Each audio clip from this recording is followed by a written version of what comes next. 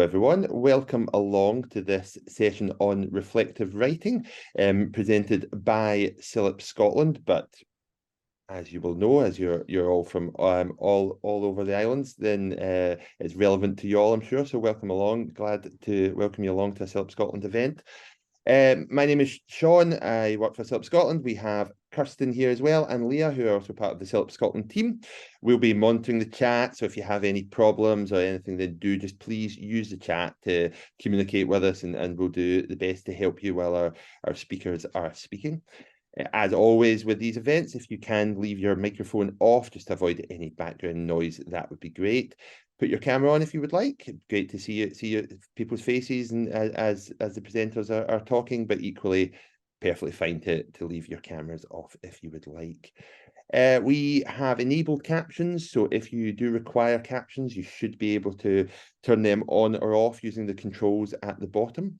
If anyone does need to contribute, just put your hand up and we will bring you in, but there will be time for some questions at the end. So if questions pop into your head throughout, just put them in the chat, and presuming there's time, we'll come to them. If there's not time, then I'm sure we can get answers to those questions in due course for you as well. So we will at some point in the middle be going into, just for a very short period, just going into some breakout rooms. If you're at a library desk or anything and you can't contribute to a breakout room, don't stress about it. Feel free just to join the breakout room and just put into the chat that you can't speak, or just don't join the breakout room and we'll know that you're unable to. But it's just a short bit. It'd be really great if you can just. It's a really good session to be able to chat through some of your experiences and feedback on the questions we'll ask. But most of the way through it will be a presentation, and we have our two fantastic PRSOs, Elena and Jill, who are joining us today, and will be sharing their information for you today. So I hope you enjoy the session. I think first up is Elena, so I will pass over to you to take it from here. So thank you, everyone. Enjoy. Hi, everybody. I'm Elena. I'm one of the PRSOs for CILIP Scotland, and I'll just start today by saying thank you, Sean, for the introduction. And also, if you want to use the chat to tell us which professional registration you are on, maybe. So if you are preparing for a chartership, a certification or fellowship, would be nice to know. So I'll just start by saying that this session will cover what reflection writing is, how to write in a reflective style, and we'll also have some time to practice reflective writing. Now, we will concentrate on practical advice on what is reflective writing, on how to approach writing in a reflective manner, and you'll have some time to try for yourself. Now, one definition of reflective writing. Sorry, Kirsten, if we can. Yeah, as you will see. Focus on the red writing. So reflective writing requires you to analyze, describe, and evaluate past situations. By evaluating experiences, you are able to develop new insights that are instrumental to developing new outlooks. Now, recollecting instances from your past and writing them down is a fruitful way of examining your response to an event. So the red writing is really, really, really important. You probably will have to reflect on that as well. But mostly, what reflecting writing is to analyze, look back, go back to a situation, look at what happened, and it's not just a description, but it's also an analysis, okay, of what happened. And you might think this is a very hard skill to develop, and some people are naturally more inclined on reflective writing than others. But you might also be already doing your reflections every day. For example, when you're thinking about what to have for dinner, you're going to consider not just what you're going to have, but also things like how much time do you have, how was the last time that you prepared that that food. So you're already considering a few things: the taste of that food, how tired you were after you. So you're already doing reflection. This process, you're already doing it on a day-to-day basis. Even at work, probably already at work, you're already doing this reflection process. Now, if we can go to the next, yeah. So why reflection is valuable? Reflective writing, as you can see from the slide, is the physical act of writing your thoughts, feelings, perceptions, interactions related to a specific event or a situation. Reflective writing can help you learn from events in order to improve your knowledge and skill set as a librarian, or as it can build critical thinking and reasoning. So normally you reflect to learn something, or even sometimes we learn something as a result of reflecting. There are a lot of benefits from exploring idea. Writing freely can make you can make jumps in your thinking, making connections between your thoughts. You may also stumble across unexpected aspects or conclusions.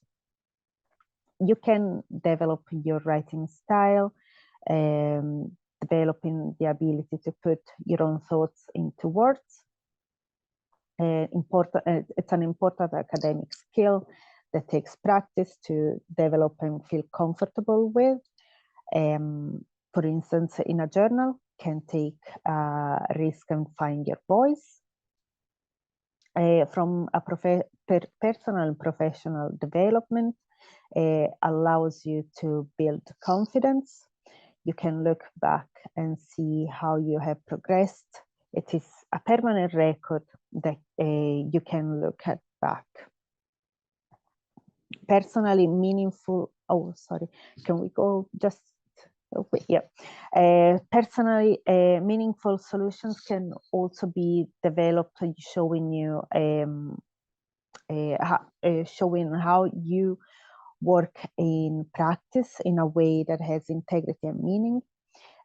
So how you work within a profession ethical framework. And if we can go to the next one. So we've seen that it has, like, reflective writing has a lot of importance. It's not just for your professional registration, as we always say. All these that we are doing is not just for your certification, chartership, fellowship. You're going to see that it's very important for your professional career, your personal, for your personal life as well. So the personal qualities for reflection, you see that being reflective means that you are also developing and demonstrating a number of personal qualities. So you're questioning yourself. This is really important. You're questioning yourself. You're being, and you have to be honest and be open with yourself. You're challenging yourself. You're recognizing other viewpoints, standing back from the situation, mindfulness by attending only one thing at a time. Or, well, if you're good at multitasking, great, but also think about, you have to think about what you're doing. You have to think and you have to reflect. So it's not, it's easy in a way, but also it's not, don't take too many things, don't reflect on too many things at once. Recognizing things for what they really are without distortion. And it's a cyclical process which will change and develop over time, and there should be also an end point at some point. Yeah. one negative side of reflection is dwelling on the negative aspects. You might also only look at positives, but reflection is looking at both. So you have to be, when you're reflecting, you really have to think about, and we will see with Jill, she will show us later, what went well and what didn't go that well. So, you know, when you're looking, one of the frameworks is the STAR framework, and Jill will talk about that later. And that is one of the ways, what did go well, what it didn't get, what didn't go that well. So you'll have to reflect on the good things and on the bad things. Now, it is also a process that takes quite a long time, so it's best if you can start earlier. So take your time. When they say pause and reflect, this is basically what we mean. Take a step back and reflect on what you have to do, on your situations, on the past events, on your feelings as well. Your feelings can be quite important when you're reflecting. And if we can go to the next slide. So this is one of the frameworks, we can say, for reflecting thinking. So what is the experience? So what? So the reflective process, and now what? The action. So you have an experience, a process, and an action. Because this is, as Jill will show us, there are many different theories. So we have the STAR framework, we have the cycle of reflective writing, where we see the experience, the reflective process, and the action. So, but it all goes back to, you have a situation, you have an event, you have a personal experience. Think about what happened, what went well, and what didn't go that well. What did you learn from the experience, from the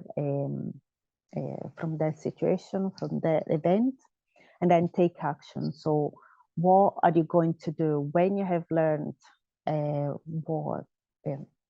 when you have learned about the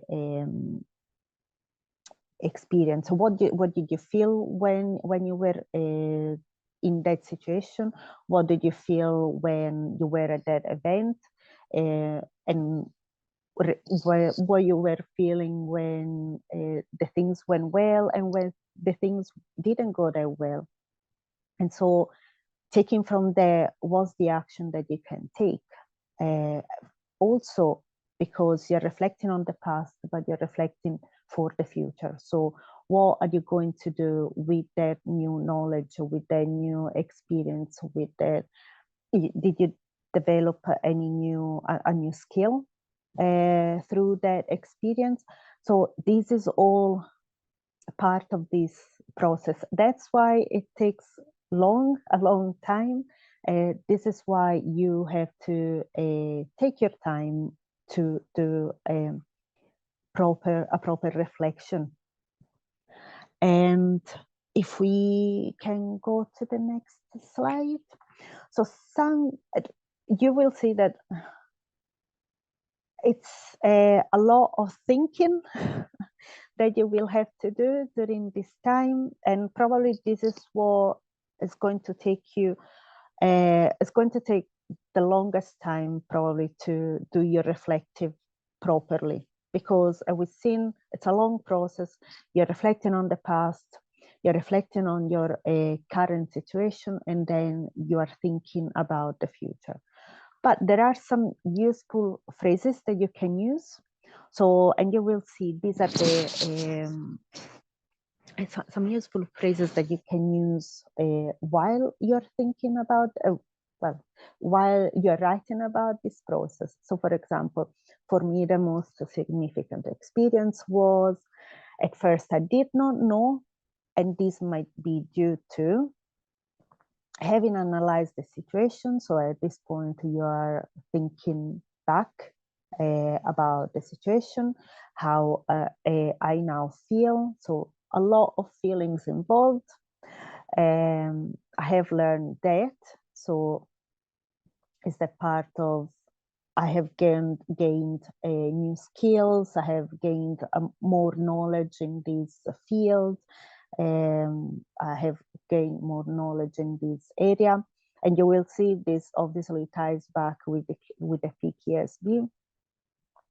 This means that you are, you are evaluating what you have learned, and this knowledge is useful to me because, and so you are thinking about you're reflecting about the knowledge that you have gained, the skills that you have acquired, and you're thinking about the future, if these are useful for your career, if these are useful on a personal level.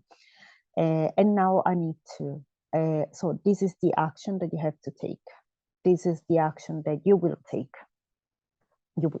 You're thinking about the action that you're going to take.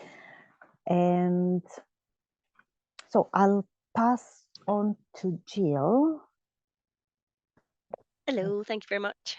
Hi. Just to give you a wee bit of background, I, as well as being a PRSO, I have literally just handed in my evaluative statement submission for my conversion of my chartership to a KM chartership. So this is all incredibly relevant for me right now.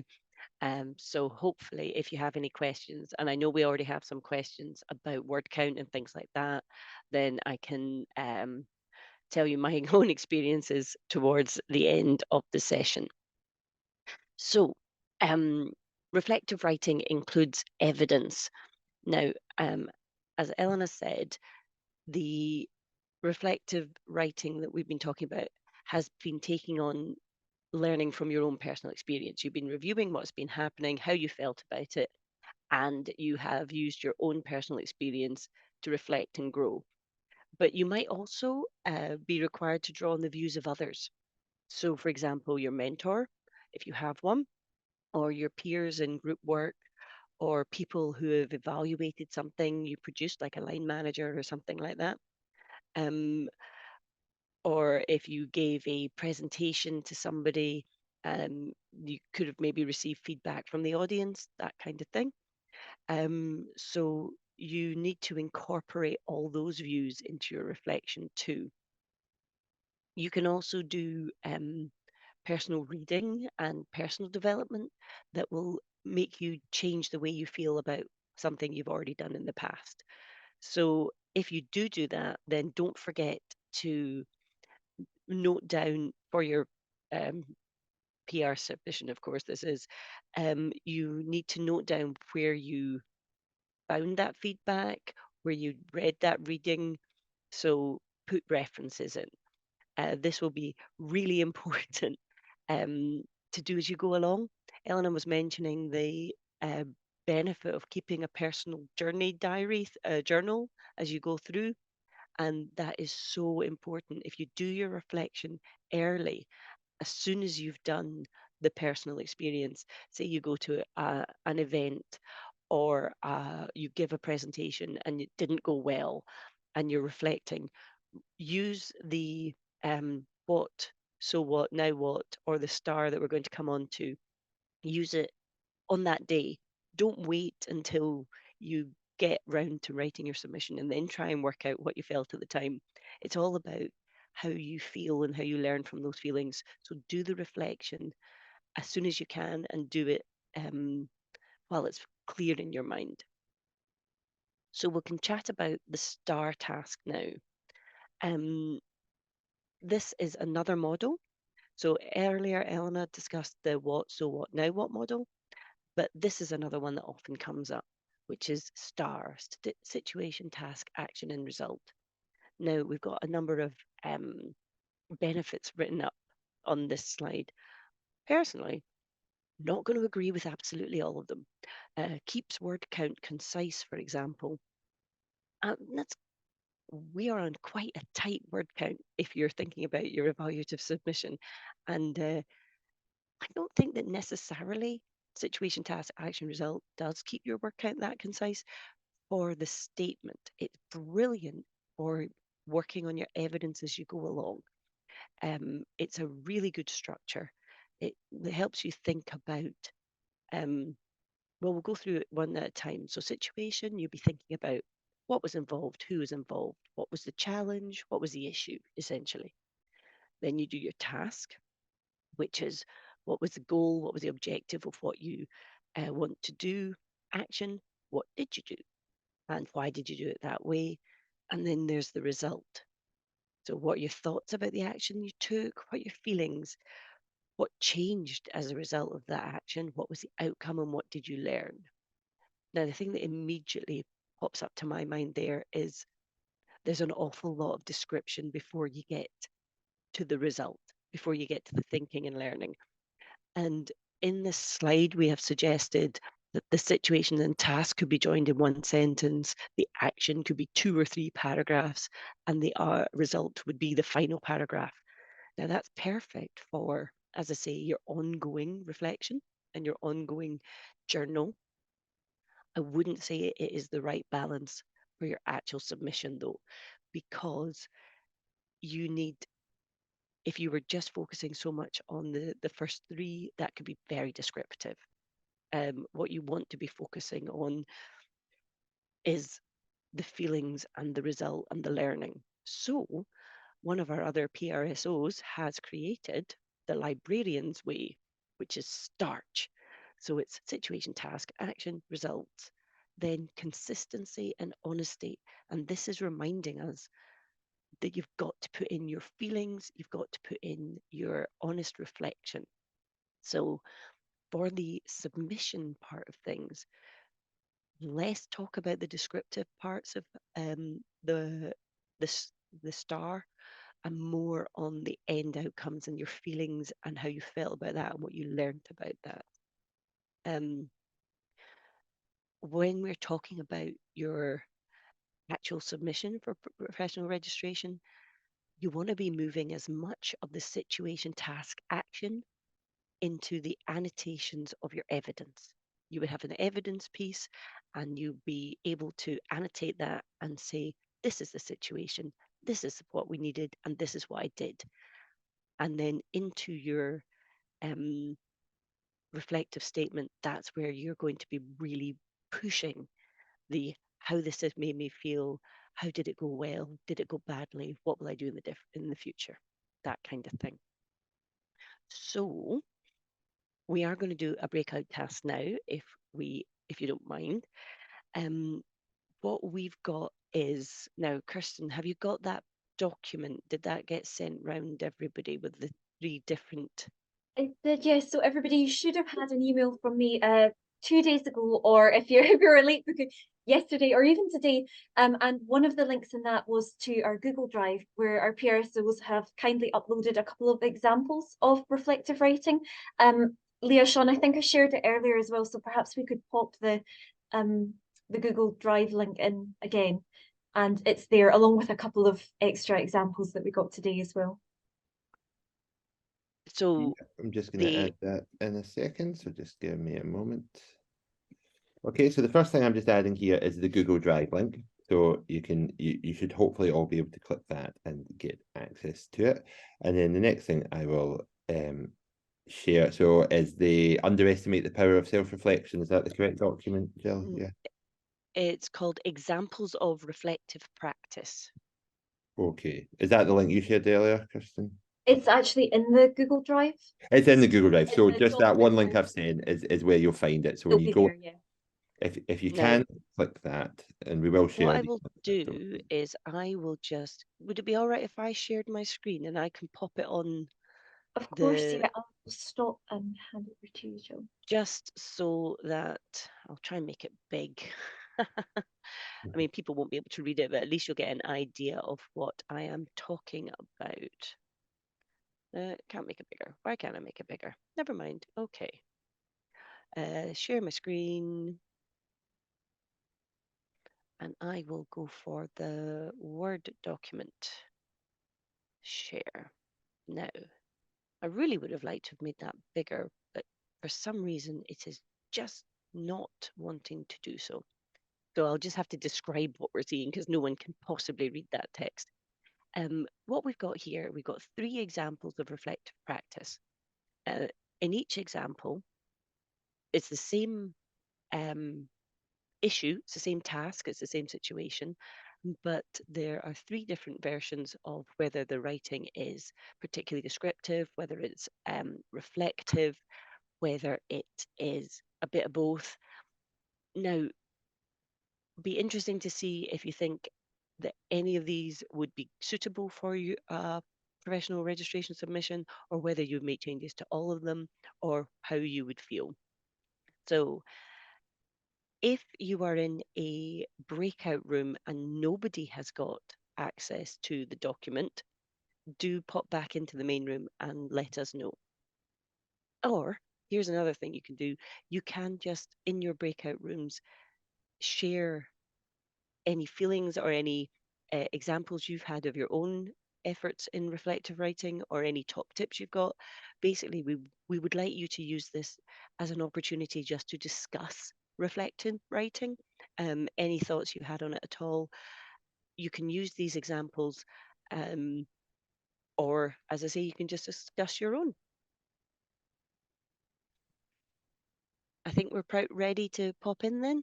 Okay, yep. So you will get an alert on your screen just asking you to join the breakout room. Now, it doesn't really matter what level of professional registration you're going for because the discussion will be the same on reflective writing. But I have tried to put the people going for fellowship into the one room together, and 3 people identified going for certifications. I've tried to put you in the room together. It's not an exact science, so if you're in the room with people doing different qualifications, it's fine. Just continue the chat. So yeah, in a moment you'll get that. If for any reason you can't go into the breakout room, just stay in the main room. But please go in. And how long are we going for, Jill? Just 5 minutes. 5 minutes. So you'll be back in 5 minutes. So have a chat about the document and do let us know if any problems. So you'll get your alert just now. Thank you. Yeah, I think Hello, that's everyone everybody back, again. Jill. Yep.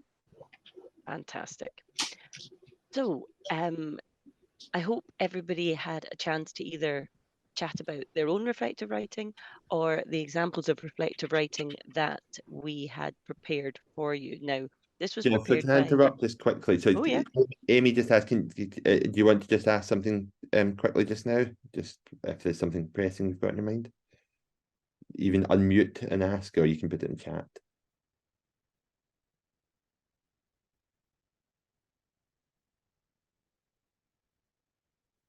Have we got a question in the chat?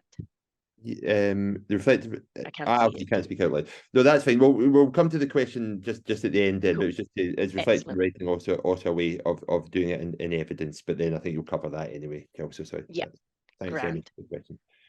So, basically, this was created by one of the PRSOs who was involved in a traditional library encounter of a member of staff wanting to do a search and guiding through the search strategies. I'm hopeful that you will appreciate that the 3 examples were all, well, the first is pretty much all descriptive. The second, slightly more, and the third, slightly more reflective, and the third, slightly more reflective again.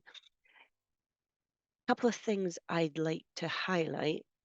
Example 3, the reflective, should be the shortest one because you're taking out the description. As I mentioned before, it's good to try to get as much of your description and the word count out into the annotations of your evidence. You really don't need background. All the assessors who are looking at these submissions, they've all been experienced library workers or experienced information or knowledge managers. You don't need to describe in great detail the task. The task should be done really, the situation and the task part of things should really be quite short. No more really than one sentence. Even in example 3, you could probably take out some of these words. You want to pare down the word limit to an absolute minimum, so that when you're talking about the description of what happened, so that it's more about how the actions that you took made you feel about things, how it made you develop, what you learned, how you would be pulling that forward into future actions. So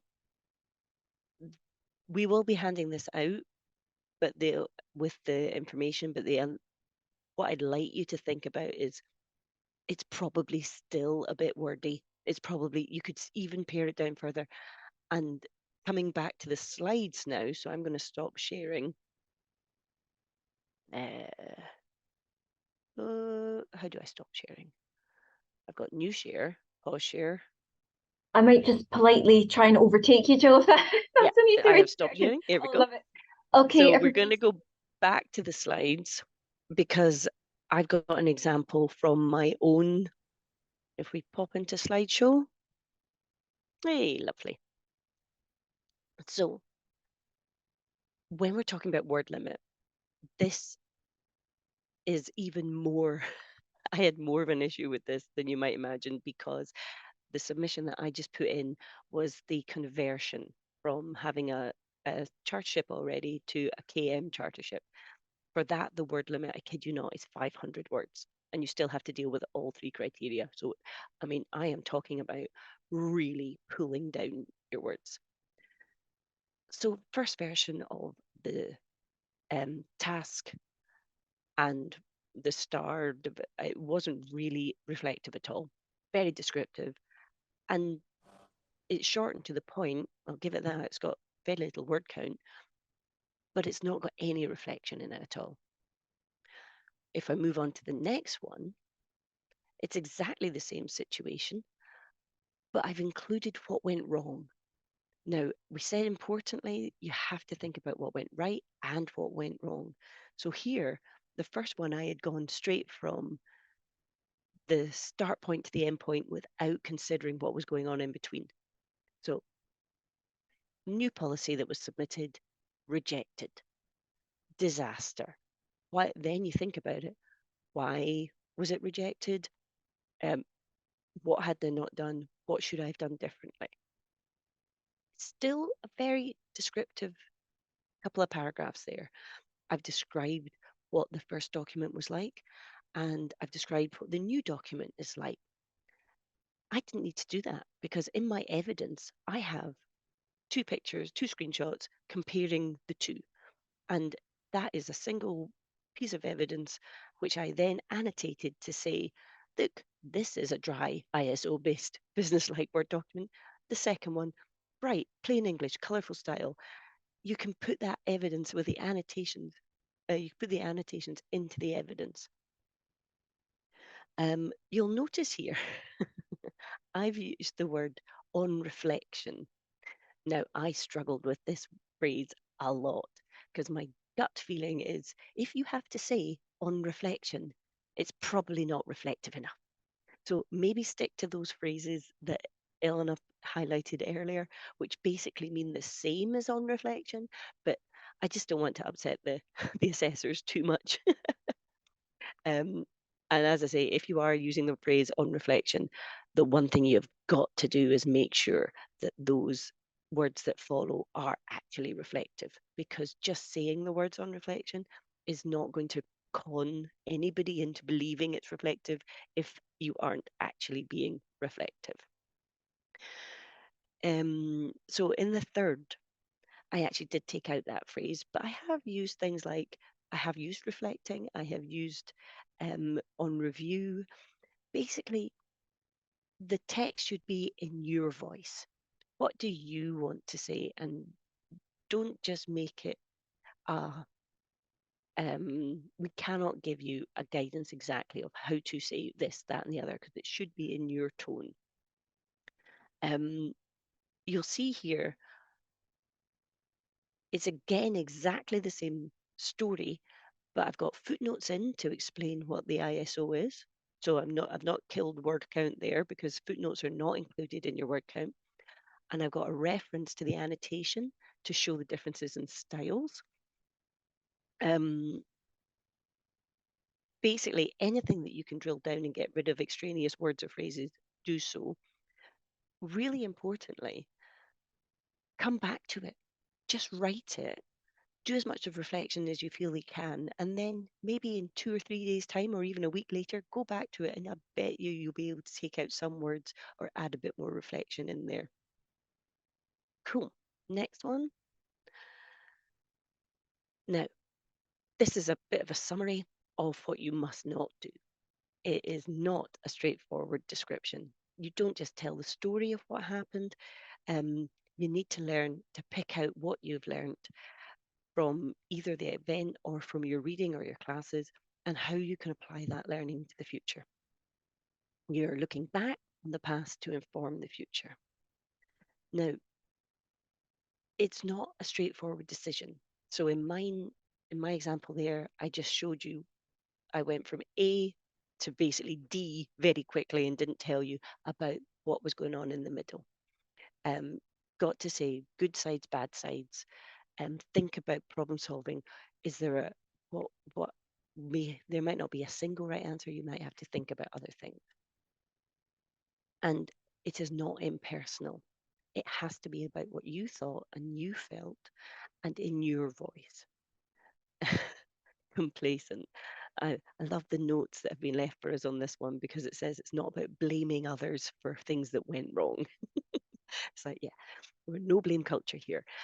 You have to think about what happened, scope for development, you acknowledge what went wrong, and you work to make it better. But as we say, you also have to acknowledge what went right, because it can't be too negative. Everybody has got good things going for them. And so you've got to acknowledge what's happened, good and bad. Cool. So now, turn to practice. I think what we should maybe do is take the questions first, and then see how much time we've got at the end for your writing. So if anybody has got any questions, this would be a good time to either pop them in the chat. I know that Kirsten's got a couple. Yeah, I think yeah, so just before we go to the ones that Kirsten has, just a one that's just come in. How do you recommend distinguishing between what to put in footnotes and what to put in evidence? For me, it was just, again, personal style.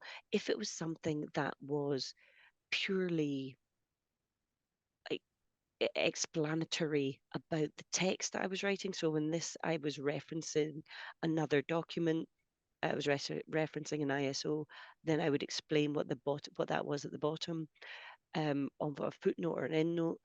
Similarly, I did the same for my abbreviations. I put them in footnotes and endnotes, but for when it was bigger piece of writing, which was related to an evidence piece, I put all those annotations in the evidence piece itself.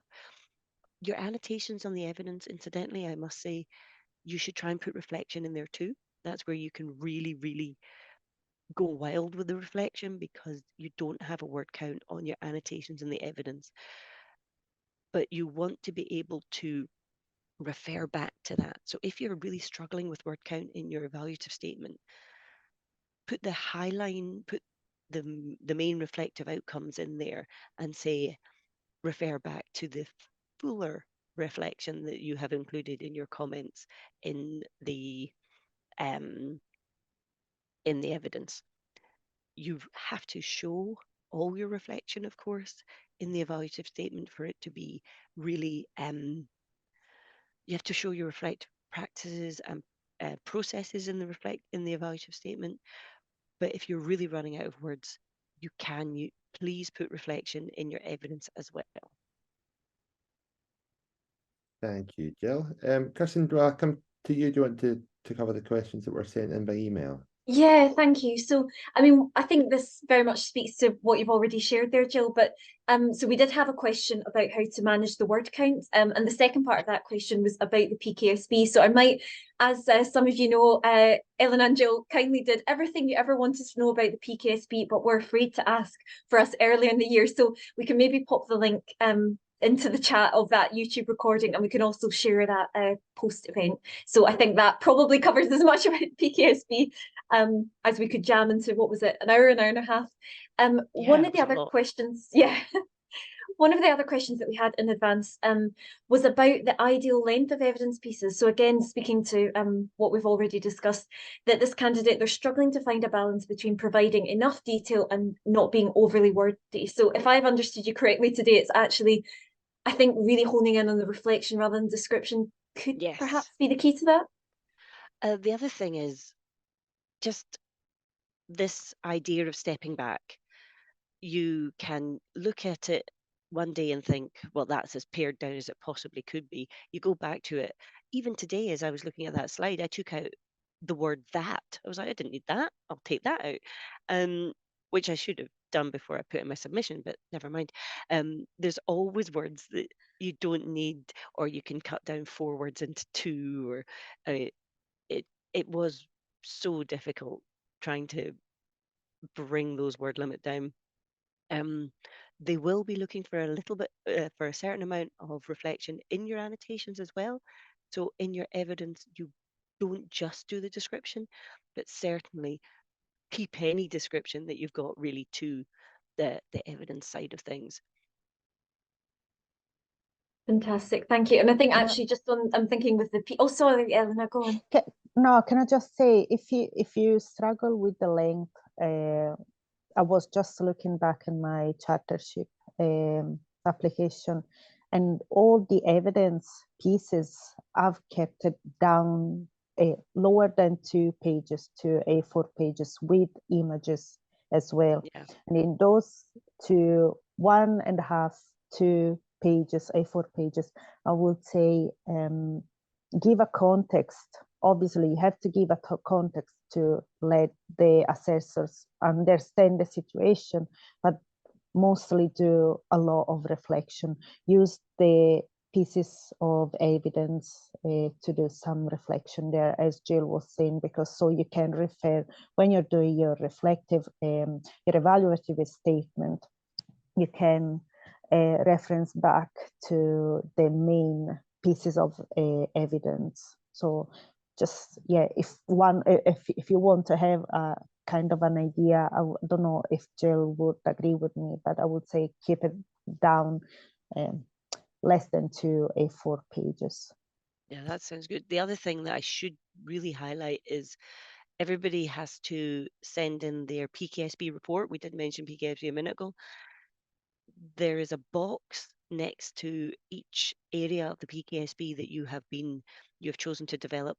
That comments box really should be used for reflective writing. They want to see reflective thought in that comments box. Don't just say what you did. Make sure that there's reflection in there as well.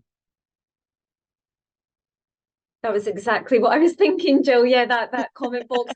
And as I famously discovered when I was doing my own chartership, it does have a word limit. If you hit a character limit, then they will cut you off. So it's a great way to practice being succinct as well. And I think, Eleanor, that dialogue between your evaluative statement and the evidence, how the portfolio as a whole works together is so important as well. So thank you. Yeah, those were the only advanced questions that we've had. But as Sean says, please do post anything in the chat or simply come off mute if there's anything we haven't covered so far.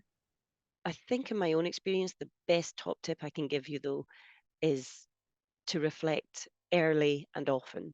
As soon as you've done any kind of activity that you think you're going to work towards being included in your evidence or in your statement, do a star, do a what so what review immediately, and then just have a folder that you keep them in. And when it comes to then creating your submission, you will be amazed at how much of the work has already been done for you. If you start then trying to reflect on something that happened 18 months ago, it's going to be so difficult.